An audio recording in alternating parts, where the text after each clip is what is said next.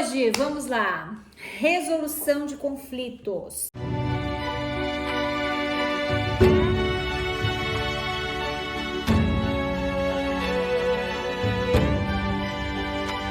Quem não quer aprender ou saber gerenciar melhor os próprios conflitos, ou os conflitos que aparecem aí no dia a dia, né? Seja no âmbito profissional, no âmbito pessoal. E eu tenho tido muito sucesso na condução aqui dos pacientes que têm um conflito com comida.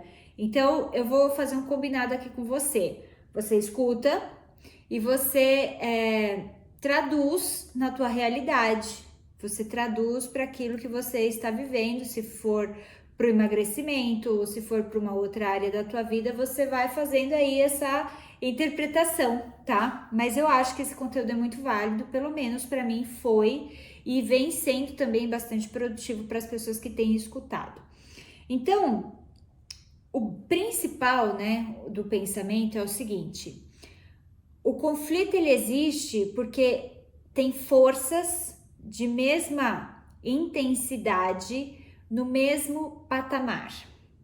Então é como se fosse aqui, ó, uma força vem e outra força também vem e aí existe um choque.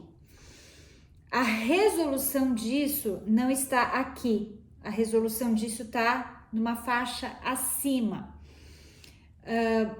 Me explica com um exemplo, Tamara, porque agora tá um pouco difícil de entender. Vamos supor que você veja duas crianças brigando porque querem o mesmo brinquedo. Duas crianças estão lá, puxa, mó fight, e aí você observa aquilo como adulto e você pensa, eu tenho a solução, né? Primeiro brinca um, depois brinca outro, ou eu chamo um para brincar, depois o outro vem, enfim. Então, você vai fazendo ali uma condução, mas é muito importante que você não queira o brinquedo. Porque se você também quiser o brinquedo, você não entra nesta faixa aqui, você entra nesta faixa aqui como uma terceira força de disputa, né? Daquele objeto que é querido. Então, quando você chega para essas crianças e propõe uma solução, você tá num outro patamar. Aí vamos supor, nesta mesma cena, que um outro adulto te veja fazendo isso. Poxa, um outro adulto entra numa zona de conflito equivalente à sua, não com as crianças. E aí esse adulto fala assim, escuta, você tá falando assim com meu filho por quê? Quem é você para falar assim com meu filho?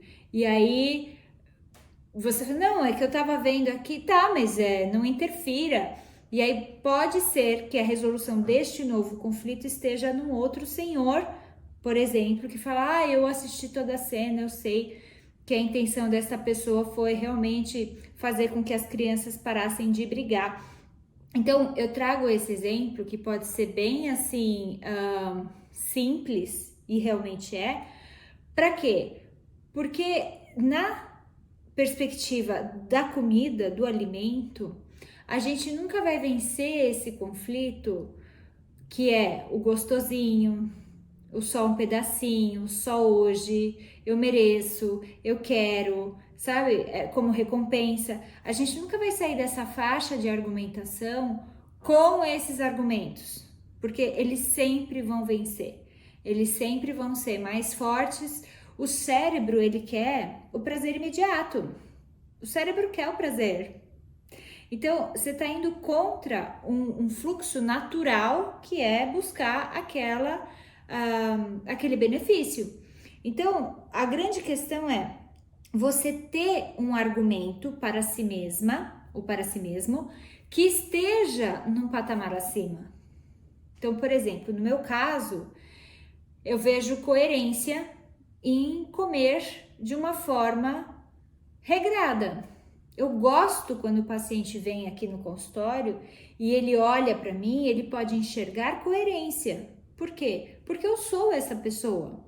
O que eu penso, o que eu falo, o que eu faço estão na mesma linha de equivalência, sabe? Eu não falo uma coisa e faço outra. O que eu penso, o que eu faço, o que eu falo estão na mesma linha. Então, quando eu olho uma coisa que eu quero comer e aquilo tá fora do planejado, ou seja, eu sairia, né, da conduta alimentar, eu penso, isso me aproxima ou isso me distancia do que eu realmente quero? Para mim, que é a coerência, isso me distancia, então eu não quero. Você percebe que naturalmente você aumenta o teu nível de argumentação e aquelas outras coisas vão ficando mais serenas. Já não é um grande conflito. Então, assim, é bem interessante que a gente possa sempre, né, nas nossas relações, considerar esses argumentos maiores. Quando você traz esse exemplo para um relacionamento a dois também, quando o casal tem um objetivo em comum, isso entra com outro peso numa discussão pequena, porque vocês têm um propósito juntos, vocês têm algo maior que segura aquele momento de conflito, sabe? Então eu achei bem interessante vir trazer aqui para você, porque pode se traduzir, pode ser a chave do seu emagrecimento.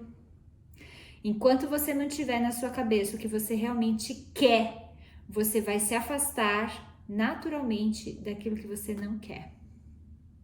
Se você não tem nada, ter pelo menos uma tabela do que você não quer na sua vida já é ótimo. Tamara, eu não quero doença, eu não quero ir numa loja e não poder escolher a roupa, eu não quero passar por situações que são delicadas e que eu muitas vezes tenho vergonha, ou um evento que eu não tenho uma roupa, eu não quero esse tipo de situação para mim. Ok, ter a lista do que não quer é um começo. Agora, ter a lista do que você realmente quer pode ser o divisor de águas que você tanto espera na sua jornada, na sua trajetória. Eu aqui dentro acabo auxiliando, né, o paciente a descobrir esse argumento máximo, mas você só parar para refletir e você já vai conseguir ter contato com esse material um pouquinho mais profundo, sabe? O que eu realmente quero? Eu quero ter coerência na minha vida, ou eu quero ter saúde porque eu quero ver meu filho se formar, sabe? Você percebe que isso é tão maior do que o alimento. E para você conseguir vencer as tuas vontades, porque, vamos lá, não é vencer o alimento, né? É vencer as tuas vontades pela comida. Você precisa ter esse domínio. Você domina, o comer, eu vou pegar aqui a caixinha do fone. É um ato voluntário, você pega, você coloca na boca, você mastiga, engole. A partir do momento que você deglutiu, são movimentos peristálticos, então você já não tem mais controle disso, mas até você engolir é um ato voluntário. Ah, mas eu comi e não percebi. Ok, mas você pegou. Muitas vezes você fez a comida. Teve uma paciente que veio aqui e falou assim: eu fiz uma panela de brigadeiro e comi inteira. Quanto tempo você demora para fazer uma panela de brigadeiro? 4, 7 minutos? Então, assim, são premeditações. No direito, um crime premeditado tem uma pena maior. Por quê?